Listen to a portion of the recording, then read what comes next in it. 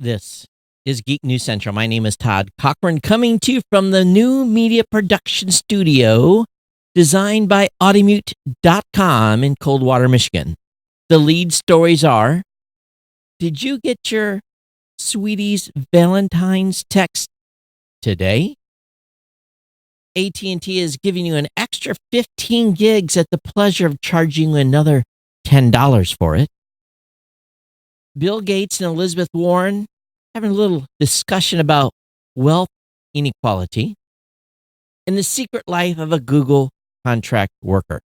I want to welcome you to episode 1404 of the Geek News Central podcast for Thursday, November 7th. This show is sponsored in part by GoDaddy.com and listeners just like you. Great deals from GoDaddy can be found at geeknewscentral.com/GoDaddy. You can support this show today at geeknewscentral.com/insider by becoming a Geek News Central insider. We're live at geeknewscentral.com. We're on Facebook. We're on YouTube Live. We're on Twitch. We're on Twitter. We're just about everywhere a podcast can be, for being live, that is. So anyway, welcome to the show, everyone. And those of you that are listening later, who cares, right? You're getting this thing on demand at your convenience. But for those of you that are in the live audience today on Facebook, make sure you say hello. That's the only place I'm monitoring the chat room. So I want to thank everyone for just checking in on the live streams. Definitely appreciate it. But if you're a brand new listener to the show, I want to thank you, and I hope that you take time to get over to geeknewscentral.com, check out the website, and then when you're on there, I'm pushing the wrong buttons here, make sure that you get subscribed to the podcast. You can do that via Apple Podcasts, Google Podcasts, Spotify, TuneIn, by subscribe on Android, Stitcher by email, standard RSS feed. If you have no idea what I'm talking about getting subscribed to the show, don't worry. Just click on the more subscribe options, and we take you through the ways to get subscribed to the show. And of course, while you're on the website, go scroll down a little bit further, get signed up for our newsletter. Our newsletter contains everything that I'm going to talk about in the show today.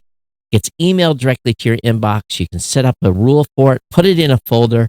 It's there for you to have all the great links of all the great content that I go over. So definitely check that out on the website as well. Of course, you can listen to this show on blueberry.com. You can listen on your smart home device by saying the keyword and the words, play the podcast, Geek News Central. That gets you going, get you started on most smart home devices. That's usually the golden ticket. Of course, you can join our chat room at geeknews.chat or on Slack. And of course, we are now on Discord.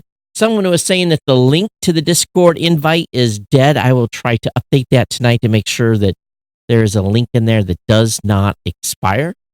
But of course, you can email me directly, geeknews@gmail.com. You can follow me on Twitter @geeknews. That's the best way to reach out. Either one of those two locations. Of course, you can send me a message or follow me on Facebook. Partner shows include, and these are all linked at geeknewscentral.com, the GNC Week in Review by Kirk Corliss, the Gadget Professor with Mr. Don Bain, the Pro Gear site being written by my team, the New Media Show, which is produced by myself and Mr. Rob Greenlee, which there will be no show this coming Saturday because Rob is in Canada doing some podcasting event. And of course, the Podcast Legend shows. You can always pick up Ohana gear at cafepress.com/Ohana store. First, we want to thank our longtime sponsor. That's our good friends at GoDaddy. They sent me the update this morning on what we did for the month. A little low. We need your help to get the numbers up. We're heading towards Christmas. And you can give the gift of a website to a family member or friend. It's an awful great deal. $12. Get them started. Hand it over. But of course, hand them the keys to the car so that at the end of the year, they can continue and pay the ongoing subscription. But pick up a domain name, save 30% on products or services. Really, it's really a no-brainer. I've got you the best deal. You just can't beat the deal that I've got available for you. It's $1 a month economy hosting for the first year with a free domain, $1 a month managed WordPress hosting for the first year with a free domain. These two deals alone are the best deals in the entire web space as far as it comes to getting hosting accounts. I dare you find something better. $12. Get you started for a full year and get you a free domain worth $8.49. No one is going to give you a hosting account for a year for it's the equivalent of $3.50. So go ahead, launch a basic website, $1 a month economy hosting first year with a free domain, $1 a month managed WordPress hosting again for the first year of the free domain. If you're already a customer, grab that 30% off on new product purchases. Don't forget about 499.com. And if you're a business owner and you want to relaunch your website and you really don't want to pay someone to build it for you, you can do a free trial of the GoDaddy website builder, your choice of personal, business, or business plus plans. All available. All those codes are available at geeknewscentral.com/GoDaddy. Check them all out. Use them. Share them with your friends, family members, people that you know. We want you to make sure that you're promoting the codes that keeps the lights on here and actually pays the gas bill. That's something new. I got the gas bill, first gas bill, not bad, but I've been freezing here today, and it's only 30. Actually, it was 29 out earlier, and I kept bumping the heat in the studio today. I kept bumping it up. Finally, I got it to 73, and I actually felt comfortable. But what I have come to realize is I love wearing polo shirts, and it's not going to cut it, but I don't like flannel. So I spent a little time on Amazon and looking for some clothes because I nothing worse going to a clothes store. So I picked out 3, 4, 5, 6 shirts, some T-shirts. So yeah, it sucks, but I have to winterize my wardrobe, and it's not even cold. And yeah, it's I didn't have to worry about this living in Hawaii about freezing, but I've been froze all day, and then it got too hot. So I had to crank it back down. So yeah, my gas bill for heat is going to suck just because I'm getting climatized to cold weather. My blood is awful thin. So you need to help me with GoDaddy to make me help pay the gas bill. So geeknewscentral.com/GoDaddy. We'll call it the Todd Winter In program. All right. So thanks for GoDaddy for being a longtime sponsor here of the Geek News Central podcast. All right, so what's going on? Get you guys back fed. My move-in's done. I finished organizing. Some shelves came. A shoes rack. I had shoes everywhere. Shoes rack came. Got that kind of cleaned up, and everything's kind of like I moved in. I'm good, and I have all this space. I'm thinking, man, I could open a club in this thing. I could put a dance floor in. I'm literally, it's so big, it's ridiculous how much space I have, and it could almost be subdivided into like a half, and there still would be enough room. But one thing I am, even though I've only got 12 down, 3 up, it's enough with a little buffering once in a while to watch Netflix and Amazon. I noticed that Netflix is better at buffering than Amazon is. So Netflix has been pretty good. So enjoyed watching some movies. But this Saturday, my sister's got me going up with her and her husband. We're going up to Michigan State. There's an ag tech conference. I'm going to be going there, doing a little podcast business, and then going to the Michigan State game, probably freezing again. But here's the most important part, folks. I stepped on the scale because my scale's been packed. Got my scale unpacked, put new batteries in it, stepped on the scale, and I was like, could be better, could be worse. So far, so good on the weight. And the mystery has been solved. Decline. I can't talk to you right now. Of course, my iPhone's in the other room, and the Mac is hooked up, and I cannot talk right now. I'm going to have to send her a message.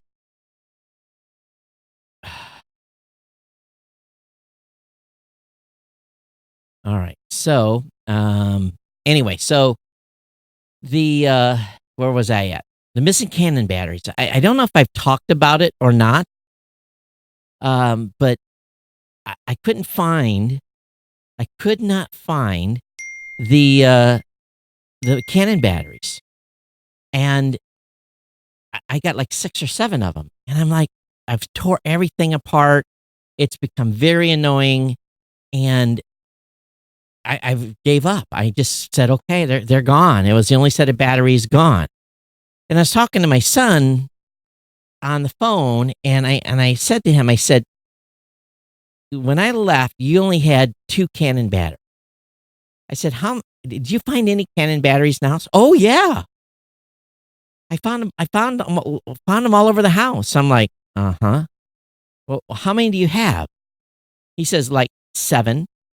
And I'm like, "Okay, when I come home for Thanksgiving, uh, I want 5 of those." It's like $300. So I think the partial mystery of the Canon batteries have been solved. So I'm good there, and I keep my fingers crossed. Let's see here. The ISP that I have here, I don't know what's going on, but it's like every third day I'm seeming to have to reset the whole stack. And I don't know if it's a combination of my router, if it's the ISP, or what's going by. See, if I unplug everything, reset it, of course, that takes, what, 5-10 minutes, because you got to wait for the cable modem to shut off. And then you got to wait a minute, plug it back in, it syncs back up, then you turn the router back on, and everything goes back up to full speed. And it's like every third day. So it's driving me crazy. I never had to reset my modem that often before, but just seems the way it is here. It's just very, very odd. Another thing too is that this location has no front signage. I'm not advertising. I've decided to get a sign though. I've got a quote out to have one put on the building. It's going to be by appointment only. But when I come into the office in the studio here, when I walk in the morning, I have to lock the door because it seems that everyone wants to peek their head in here. It's like, it's really not too much in this strip. There's only 3, my sisters to the right, the company to the left, and just me. And we're frosted over. It doesn't look like it's a business entrance, and yet people open the door, and looking in here. And I'm at the point where I have to lock the door, or I'm going to have people trying to step in all day. And I guess it's to be expected, but it's just a little weird because it didn't happen the first 3 or 4 months, but it seems like just recently it's happened a lot. So that's the way it is. Okay, I'm looking here. Apparently my daughter can't reset her email, and I do not see. She's sent a password reset to my email, and there is no, let me see here. Okay. I do not see a link. Sorry, folks. Don't know why she's got my account as her password backup, but anyway, we'll keep an eye out. All right, so that's what's going on here. And then we'll get into the stack of content tonight. But everyone, thanks for being here. Those of you that have joined me, Bob, thanks. Kurt, how you doing? Bob says people have wintered here for years, still need to get used to the lower temperatures. In February, you'll think of 30 degrees as a heat wave. Not after spending 22, 23 years in near constant 80-degree weather. I don't know if that's going to be the case, Bob, but we will see if that is actually it. All right. So let me go ahead and move over here and make sure I'm on the right link. And, God, she's driving me crazy. Okay. 1 hour. I'll call you. She sent it to geek at geeknewscentral.com. All right. So a ton of people today received a message from all the carriers, Sprint, T-Mobile, Verizon, but it appears that a ton of messages that were sent on Valentine's Day got caught in some sort of text purgatory. And so a bunch of people received text messages that appear to have been sent on or around Valentine's Day 2019 And the senders had never gotten a notice that they weren't delivered. You know how sometimes you get something says the text didn't go through. But delayed messages were sent and received on both iPhones, Android phones, and messages seemed to be sent and received across all major carriers. So somewhere there is like a common, you would think these would all be separate, but it's not. It's like one common place where all these messages go and then get ferried out. So it is kind of interesting here that this happened. So can you imagine having not gotten an email or text from your beloved that said, Happy Valentine's, baby? You'd be kind of disgruntled that the person didn't send you a Valentine's and then to get it in November. So wonder how many breakups were caused because someone didn't get their duly message from their loved one. Finishing off a Red Bull here, ladies and gentlemen. AT&T, you got to love these folks. They're just a favorite punching bag. So AT&T customers subscribe to the company's mobile share value offering are reporting that they're getting an additional 15 gigs of mobile data. These have been added to their plan. Just, here you go. Here's 15 gigs of additional data. But it appears this bonus is also costing them an additional $10 per month. Sounds like AT&T is the one getting the bonus and not the customers. Even the support document takes a liberal interpretation of the B word. Enjoy more data. Starting with your October bill, you'll get an additional 15 gigs of data on your mobile share plan. The bonus data comes with a $10 price increase. These plans, according to this report, were not cheap to begin with the least expensive option being $100 per month before fees and taxes for 20 gigs of rollover data. Now it's $110 a month for 35 gigs. The fact that all mobile share value plans offer rollover data makes the need for additional monthly data even more dubious.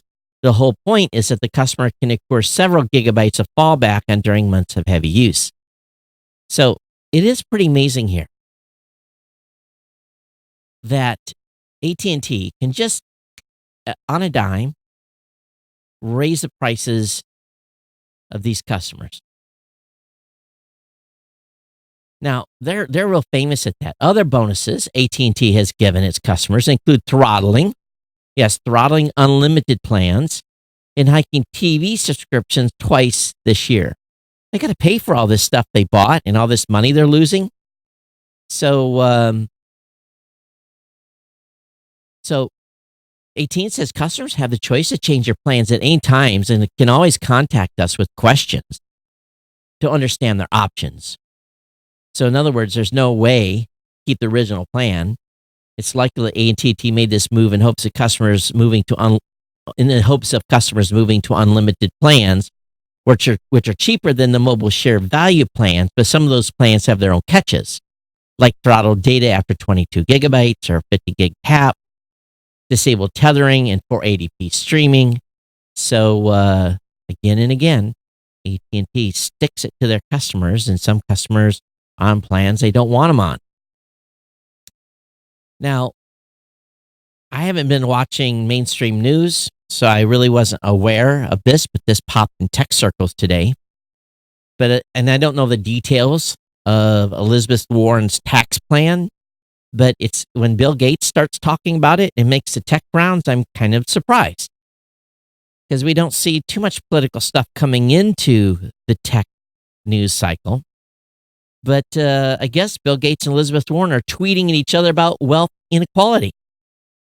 And Gates said on wealth tax, and this is being reported by someone, I guess there's a video out there.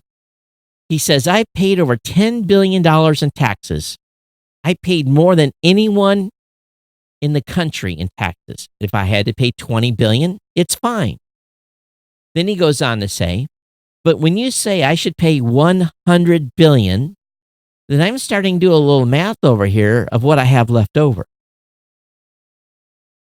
And then it goes on.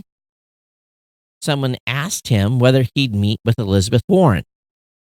He says, I'm not sure how open-minded she is or that she'd ever even be willing to sit down with somebody who's large amounts of money. It goes on to discuss where she was at some event and poo-pooed that these billionaires were complaining about her. And her tweet says, I'm always happy to meet with people, even if we have a different view at Bill Gates. If we get the chance, I'd love to explain exactly how much you'd pay under my wealth tax. I promise it's not $100 billion. And then Bill Gates replied, I greatly respect your commitment to finding ways to address wealth inequality and poverty at home. While we may disagree about some of the ways to get there, we certainly agree we need a lot of smart people committed to finding a path forward. I'm always willing to talk about creative solutions to those problems. But it doesn't appear that the Elizabeth Warren Bill Gates Wealth Inequality Beer Summit extravaganza will be happening imminently. Perhaps the two will talk soon. But apparently, and I didn't know this was such a big deal, it goes on to talk about how Wall Street is freaking out because, they're going to get hammered. The people that work over there that make a bunch of money. So, $100 billion? Can you imagine having to pay $100 billion in taxes? That would just want to make you go shoot yourself, right? What's he got, $1 billion? And they want to take $100 million? He already paid taxes on the earnings. Now he's getting taxed on the investments. I don't fully, again, I'm not an accountant. I don't understand how that all works. But, he's doing, isn't he? I saw something where he was heavily involved in attempting or has pretty much eradicated polio. He's working on clean sanitation, invested a whole bunch of money in trying to get toilets that would actually take care of the doo-doo. And so instead of just dumping it in the river, because so many kids are dying from diarrhea, largely this vicious cycle of exposure to human waste and other things. So, Bill's doing a lot of good stuff in the world. And, when you tax that money, and the government always will spend our money more wisely than we will, right? Just makes you wonder. He's a smart dude. This guy is a voracious reader. And if he, from what little I've read about him, is that if he asks you a question, he probably already knows more about it than you do, but he's just looking for trying to get additional stuff out. My understanding is he reads as many as 10 books a week. He's pretty much a speed reader and has like 90% retention. The guy is brilliant. If all of us had like 10% of his brain power, we conquer the world. We really, really would. So when Bill Gates get worried about someone taking $100 billion of his tax dollars, it makes you go, just a little bit. The secret and frustrating life of a Google contract worker. And this is, I have some contract workers, and we don't, we're not shy about saying that at all. Matter of fact, we love our contract workers. We got some folks that do some tremendously good work for us. And, but apparently, if you are a Google contract worker, you are encouraged not to say that you're a Google contract worker. And this is a very, very, it's actually sad.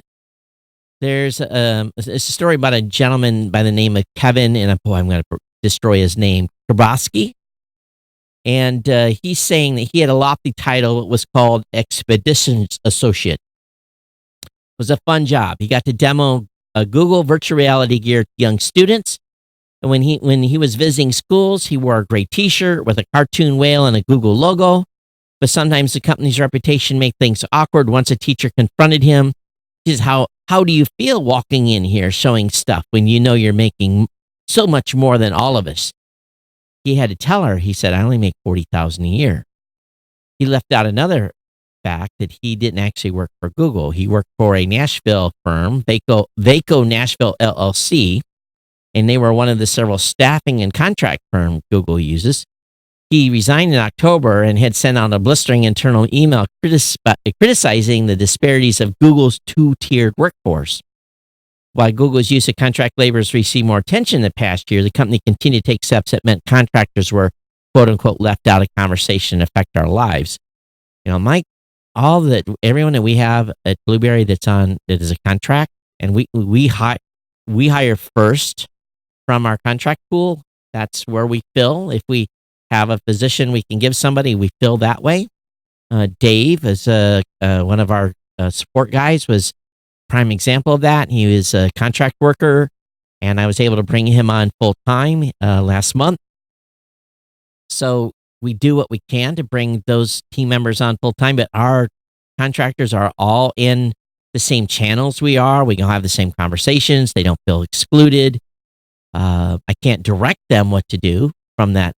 They all have their tasks. They know that they are assigned, that they do on their own. But it's nice to have the back and forth chit chat with them.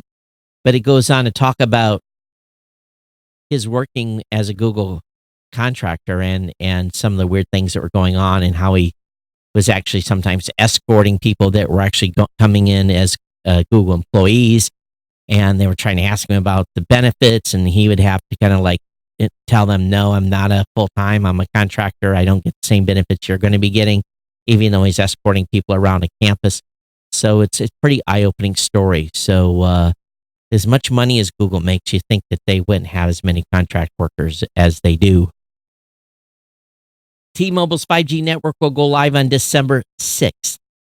And they've got some big numbers, but it's dependent on the carriers completing the Sprint merger. But T-Mobile's saying it will activate its 5G network. The carrier announced today during a live stream. It's dedicated to its upcoming merger with Sprint.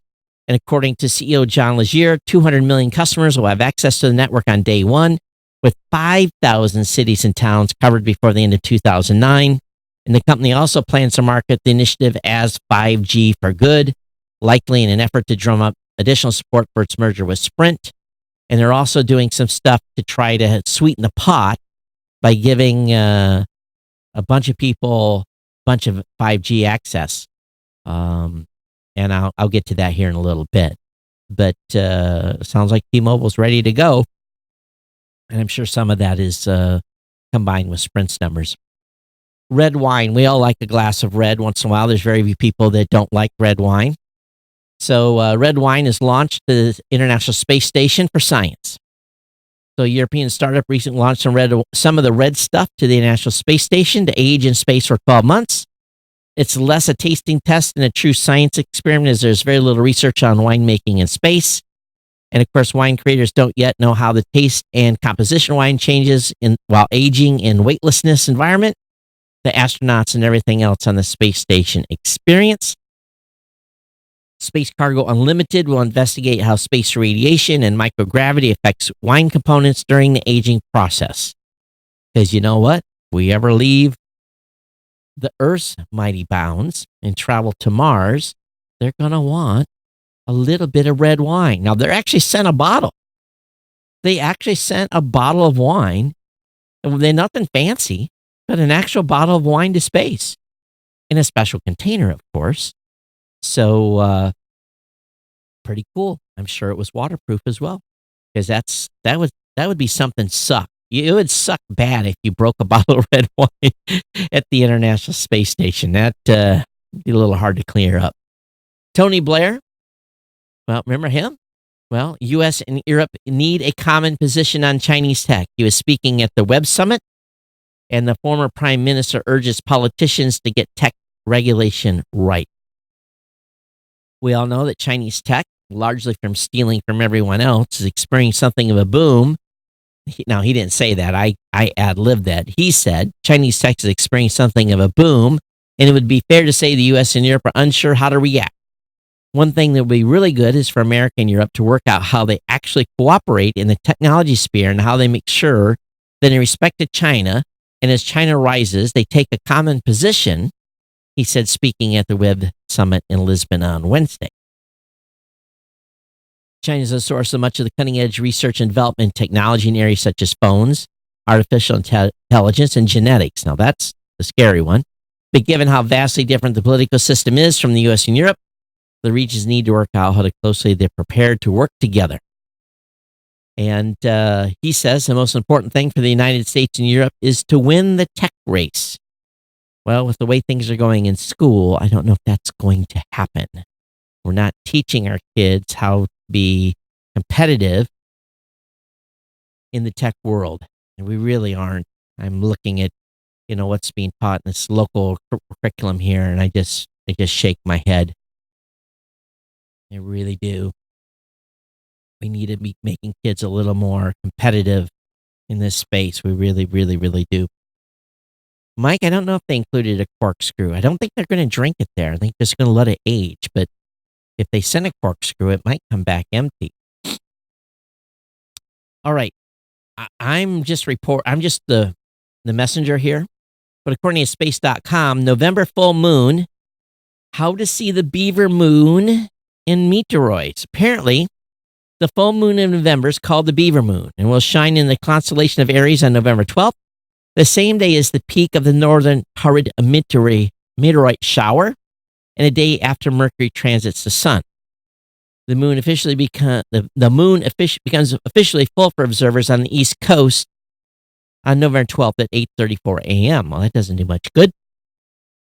But the evening of the 12th, we will have a full moon, and apparently it's going to be quite the sight because it's going to be also in conjunction. It's actually best to be like at minimum to see a meteorite shower. We don't need a big bright moon because it'll obscure the display from all the meteorites striking the atmosphere. So anyway, link will be up in the show notes on that. So we'll see if we have a nice clear night on the 12th to see this quote unquote beaver moon. Okay, Lifehacker has got some suggestions on how you can improve searches. So if you want to improve searches in your browser, there's some cool changes you can make. You can even set your browser up to search Geek News Central specifically. I think you all should follow these instructions and make sure you have the ability to search Geek News Central directly. CNET has its camera list out. Best camera gear and cameras to gift for the holiday 2019 season. Got a list of a lot of great cameras. Now, here's something that was really interesting. I got an email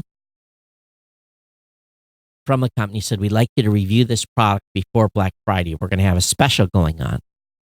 And I said, well, based on my schedule, you have to have and this was like Monday, you need to have the device here by Friday. And it's a pretty expensive unit, a couple $100. And I said, I'll review it and I'll talk about your Black Friday special. But yeah, I'm going to want one to give away to the audience. They agreed to that. There was really no catch. And I would have given it a fair review and we'd have gave one away, but they couldn't get one here by Friday. So I'm just telling you, when you see stuff on the internet right now and it comes from sources that you don't trust, be aware that the reviews could be tainted. When I do a review, I'm going to give you my honest opinion about stuff, and I'm going to lay it out on the line for you.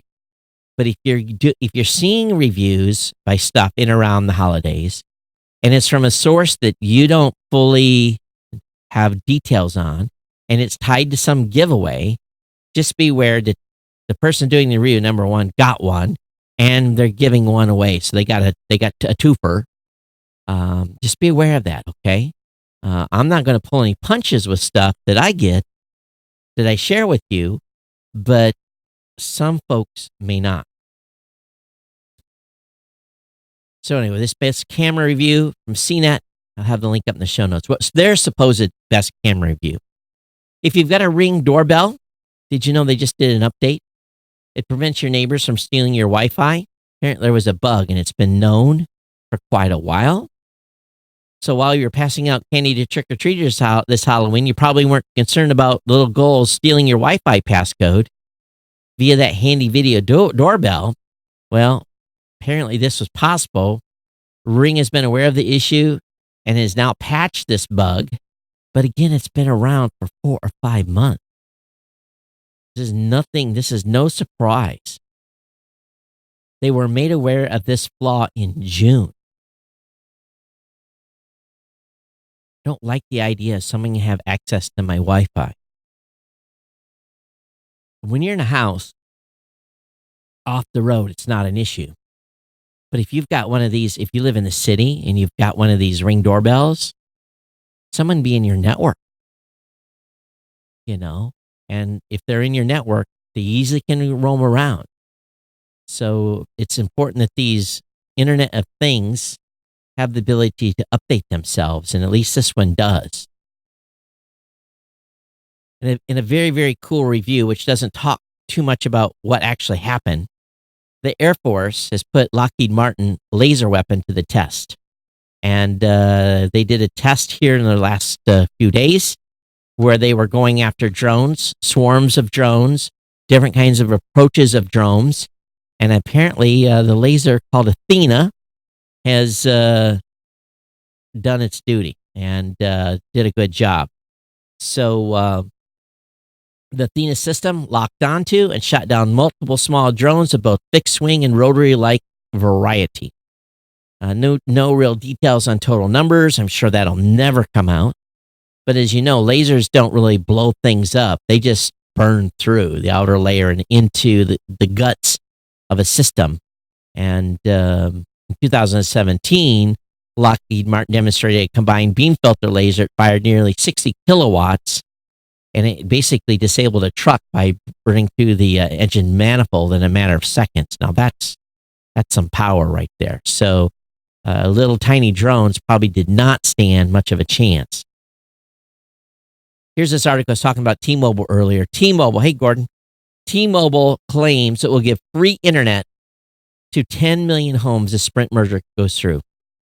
So they're trying to sweeten the pot, trying to get this deal done. T-Mobile CEO John Legere announced that if his company merger with Sprint closes, the new T-Mobile would roll out a program to help provide children access across the country with greater access to the internet and close the homework gap. I'm going to tell you, big Wi-Fi gaps in rural America. They can start there by putting 5G in rural America. But T-Mobile is calling its Project 10 Million, and it aims to provide 10 million households with free access to the internet. It's a $10 billion commitment from the proposal. New T-Mobile will take place over the next 5 years. The company has vowed to invest another $700 million to put hardware hotspots and reduce cost devices in 10 million households to help deliver access. Eligible families receive up to 100 gigs of free internet access each year, one free Wi-Fi enabled hotspot, and the option to purchase select Wi-Fi enabled devices at the company's cost. So, but 100 gigs a year is nothing. You can burn 100 gigs of data if you're just doing no streaming, just doing email, web surfing, maybe a small video. You can burn that in 3 months. When I was on mobile, I was watching no Netflix, no YouTube, just email, basic Facebook, just doing basic online stuff. And I was burning 20 to 30 gigs a month. So that 100 gigs is not going to go very far. So I'm kind of tongue in cheek on this, really, to be frank. It sounds great, but 100 gigs is I guess for someone that doesn't have any data, it would be good. But T-Mobile's also teasing its $15 5G plan and other post-merger initiatives. T-Mobile will offer a $15 per month prepaid 5G plan to customers. The plan will include 2 gigabits a month data allowance, in addition to unlimited talk and text. At $15, the plan is half the price of T-Mobile's current cheapest plan. For $25 per month, customers can upgrade to a plan with 5G of monthly data. Additionally, T-Mobile says it will offer 500 megs of data to both plans every year, or add 500 megs of data to both plans every year for up to 5 years. But there's a couple things to keep in mind here. Even with T-Mobile adding to the monthly data allotment, you'll burn through your data allowance faster than you would on LTE. It's fast. Moreover, take advantage of those 5G speeds. You need to purchase one of two 5G phones T-Mobile plans to offer on December 6th. The Note 10 Plus, not cheap. Or the OnePlus 7 Pro G 5G McLaren, not cheap. Again, both those phones, the lowest one starts at $699. Alongside Connect, T-Mobile also announced a 10-year commitment to providing first responders with free 5G access. The carrier said will give every first responder at every public and nonprofit, state and local police, fire, and EMS a free 5G plan with unlimited talk, text, and data as part of its Connecting Heroes initiative. Now they're stepping up. They're trying to get this deal closed. And just like any other merger, what did AT&T do? They put a whole bunch of stuff on the table. And then, they delivered it, but those incentives run out. So I don't know where you're at on this merger. Sprint's not going to survive without it. Let's be frank. So we'll see where we go with this. If you watch a lot of YouTube for desktop has added richer video previews and easier channel muting. And also has a queue feature. I'd like to have that. That queue feature would be good because I'd like to say queue, because there's a couple channels I like to watch, but it always pushes me into something I don't want to watch when it gets done. So I like the ability of having a queue, a video, and I don't want to go off recommendations. I want to go off the stuff that I'm subscribed to off my channel. Play it consecutively. Don't drive me into something that YouTube thinks is cool. Apple's had to release another iOS 13 update to fix the background app issue. Supposedly, we talked about this on the last episode where background apps were closing a lot faster and people were complaining about it. So this didn't take too long. Apple's released 13.2.2 along with a corresponding iPad OS update. And again, it stopped the apps from closing so quickly. And it should behave much like it did before 13.2 arrived. So they've been punching out the updates in a hurry. Uber, oh boy. They may be in trouble and Waymo might be in the money. In 2017, Waymo accused Uber of stealing autonomous driving trade secrets. We know that there's an individual over there that probably brought some code over. And you may have thought that the Uber-Waymo legal battle was over. Well, as part of their settlement, Uber agreed to pay around $245 million, but at the same time, the parties brought in an independent software expert to review Uber's software and make sure it didn't misappropriate Waymo's intellectual property. Well. The review is complete, and Uber admits the findings are not good.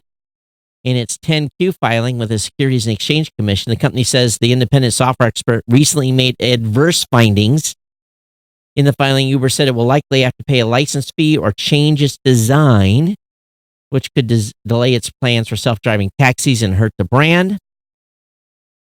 Any intellectual property claim against us, regardless of merit, could be time-consuming, expensive to settle or litigate, and could divert our management attention and other resources and could hurt goodwill associated with our brand. So in other words, they're getting ready to write a check.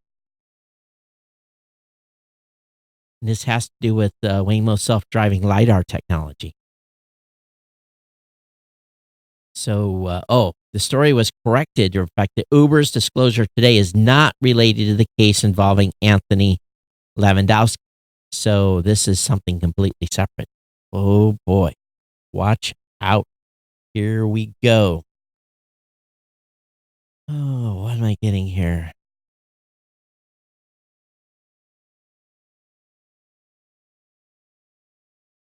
The world's smallest 8K 360 camera can fit in your product. And this is called Kandao. So this is either a Korean or Chinese, a Kandao Qcom, Qkoo cam 8K, may pose a threat to Insta360 and GoPro. And I'm telling you, a lot of these companies are coming. It's crazy, but this is a $589 device, and it's an 8K, very seamless, does on-screen editing. It looks to be very powerful. So if you're into 360 cameras, this may be one for you. $589 on the price tag on it. Ka-ching, ka-ching, ching. Twitter, though, is trying to do something here that is interesting. And I have to agree, some things they've got in the pipeline will make me very happy. So some features that are going to come in 2020. The ability to remove yourself from a conversation. I get added to conversations every single day, and it's stuff sometimes I don't want to be in because it's controversy. It might be a competitor. They'll say, hey, at Geek News, what do you think about this that's going on over here? And I don't want to say anything, but people are, coaxing me on. If I have the ability to say, remove me from this conversation, it would be good. They're also making a feature where you don't allow retweeting of a tweet. You also have the ability to don't allow people to @mention you without permission. And also there's remove this @mention from this conversation and tweet this only to a hashtag interest or those of friends. So there's some features coming to basically be able to remove yourself or restrict people from using you as part of a conversation. So I think that's going to be very, very cool to have. And they also want people to they're going to have some emojis. So oftentimes you don't know someone's smiling or grinning or wincing or whatever. So there's going to be some emojis added to replies. So Twitter trying to do some cleanup here. Dropbox, boy, they did okay this past quarter, but their stock got a little bit hammered. And the shares bounced around after the company's reported better than expected third quarter earnings today. They included 13 cents per share versus 11 cents per share as expected. The company lost 4 cents per share, higher than 1 cent per share loss from a year ago. The revenue was $428.2 million versus $423.5 million as expected, and Dropbox revenue increased 19% on an analyzed basis. That's faster than the 18% they expected. The company had about 14 million paying users in the third quarter, and they thought there would only be about 13.89. So let's see here. Why did they get hammered on the stock? They expect to have $1.65 billion to $1.659 billion in full year revenue versus $1.652. So, the company's doing okay, but yet the stock dropped after the announcement. You just never know what the stock market's going to do you?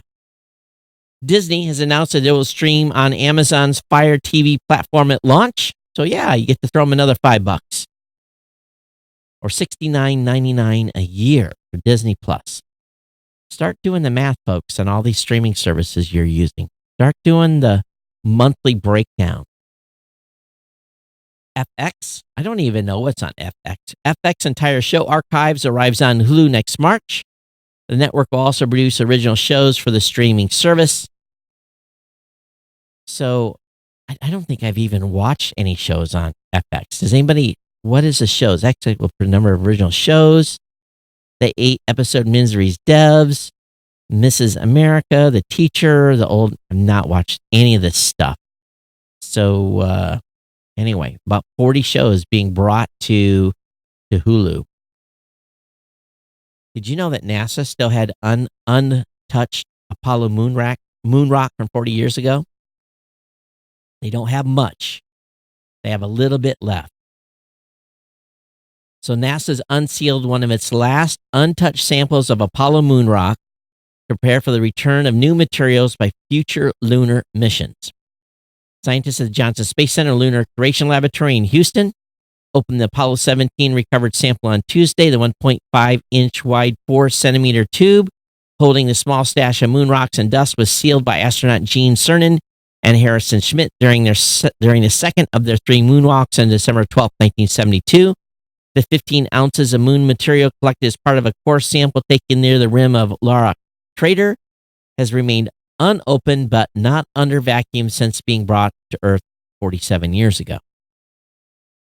So it's a core sample, and there's two halves to it. And this is the bottom half. And apparently, NASA has two more core samples that will remain sealed for an unknown date. But they're basically practicing for new material. Lots of new technology, too, right? All right, so I might need another Roomba. I got one in Hawaii. I don't have one here. My floor here in Michigan is 2,000 square foot. It's a big open space. Vacuum, it's going to suck. I might just have one of those automated robots run around. It's mostly hard floors with some throw rugs down. So the folks at Android Central has a review of robots, talking about the iRobot Roomba 960 as being one of the best, and then a Cadillac model being another iRobot model that actually dumps itself into it self-empties. I don't really need that. I don't need to spend $1,000 on an iRobot Roomba i7 Plus. And I know that there's some knockoffs out there. What are you guys using?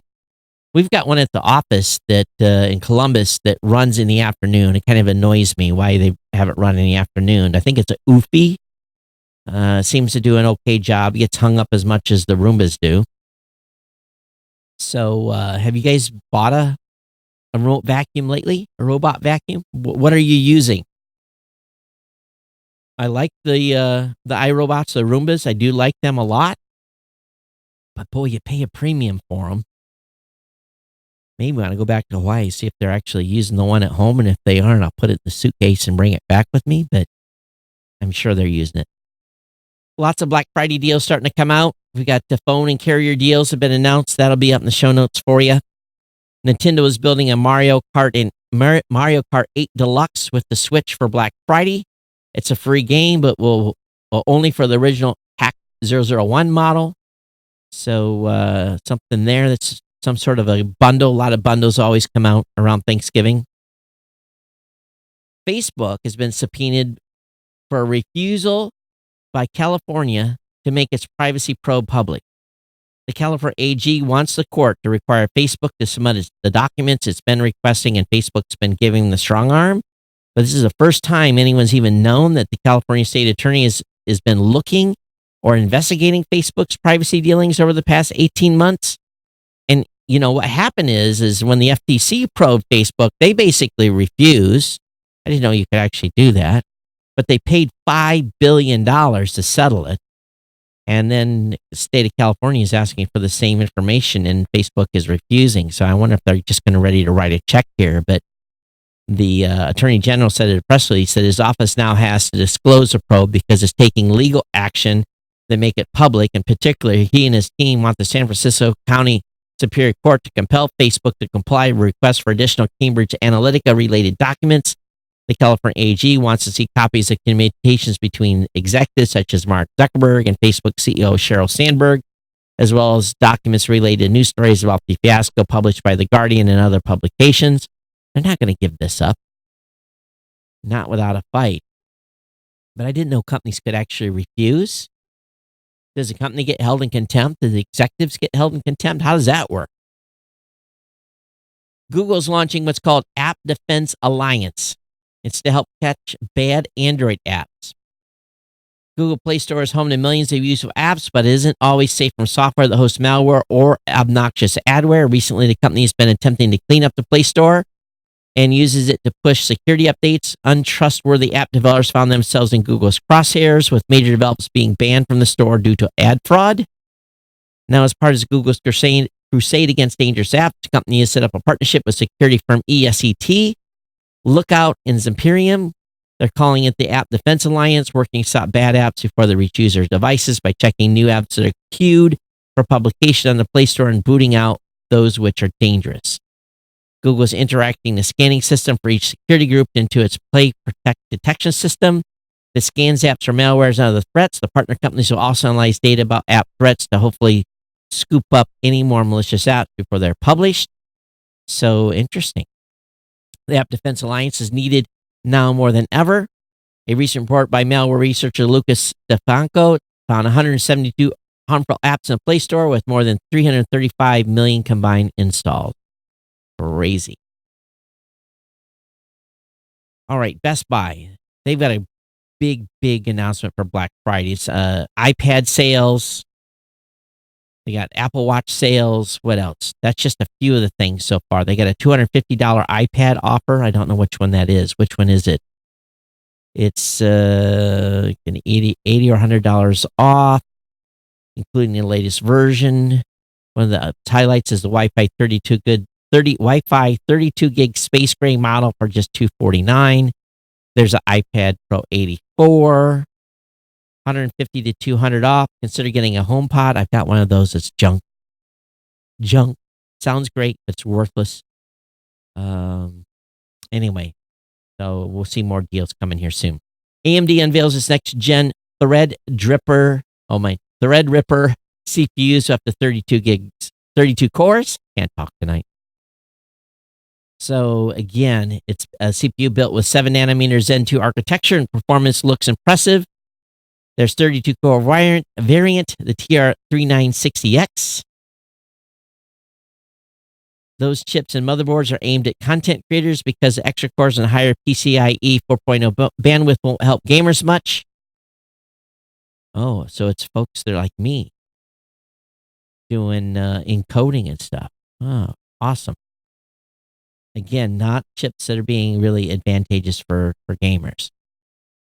Netflix CEO saying more time spent streaming matters more than subscriptions. And he unveils his take on the so-called streaming wars. And he says he doesn't have a beef with other streaming services, actually planning on subscribing to Disney Plus.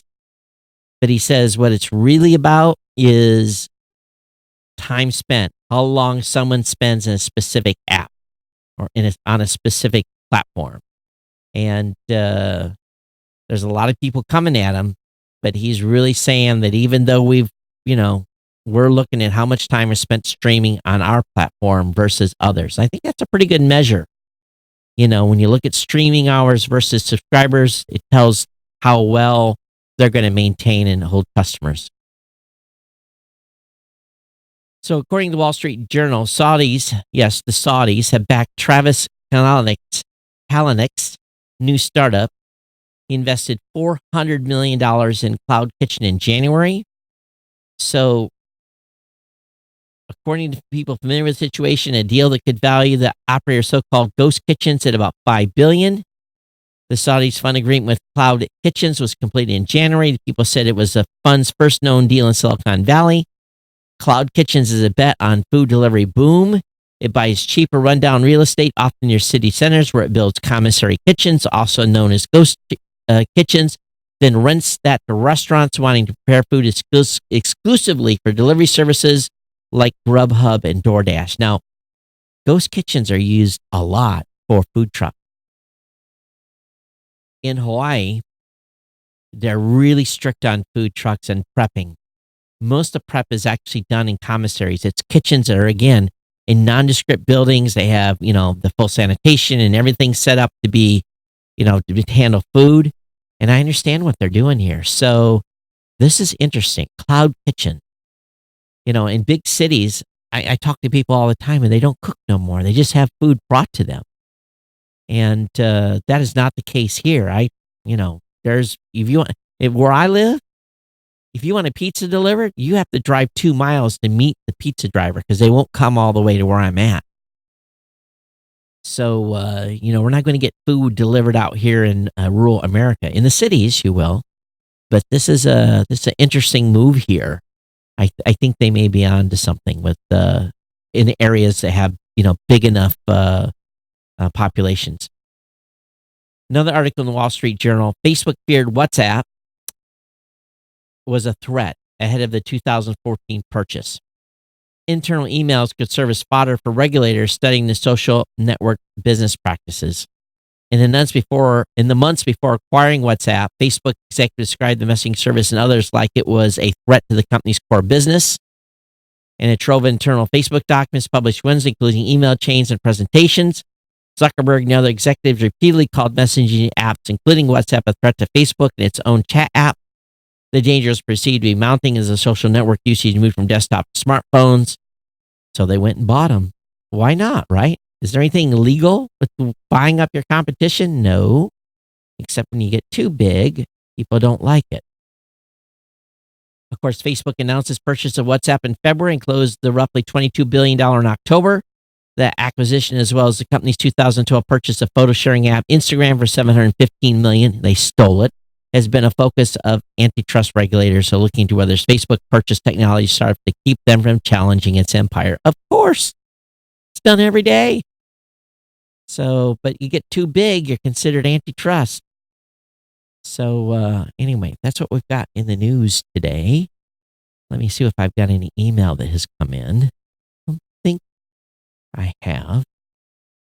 And let me look here, make sure. Don't think so. I had a couple of texts come in, but I don't have my phone in front of me. Let's see if I do. Wait a minute. Do I have the phone here? No, I do not.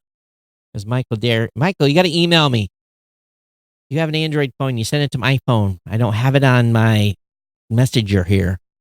So you have to start emailing me, dude. I don't keep the phone usually near me when I'm doing the show. I need to start doing that.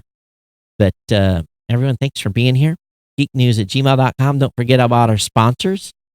We want you to take care of the folks in your family. Make sure they get them online, get them started, give them a reason to do something cool like creating content. And GoDaddy is a great way to get started. Again, not too early to go Christmas shopping there, but we definitely want you to pick up products and services. Share the codes with your friends, family members, people that you know. Link to my page at geeknewscentral.com/GoDaddy. That will help me as well. And of course, if you want to become an insider, it's great to consider the Geek here on your Christmas list this year. To give an ongoing gift of $2, $5, $10, $15, or $25 a month. If every listener of this show signed up for the $2 plan, it'd be awesome. But we don't think we'll ever get that. We've been promoting it for a long, long time. So we hope that you'll consider adding us to your Christmas shopping list this year and do a 1-year subscription here by becoming an insider. All right, everyone, thanks for being here. geeknews@gmail.com is the email address. We'll see you on Monday. We'll have a regular show on Monday. No show on next week, Thursday, because I'm going to be in Los Angeles. You'll be able to catch the new media show live, though. We're going to be broadcasting live from Digital Hollywood event.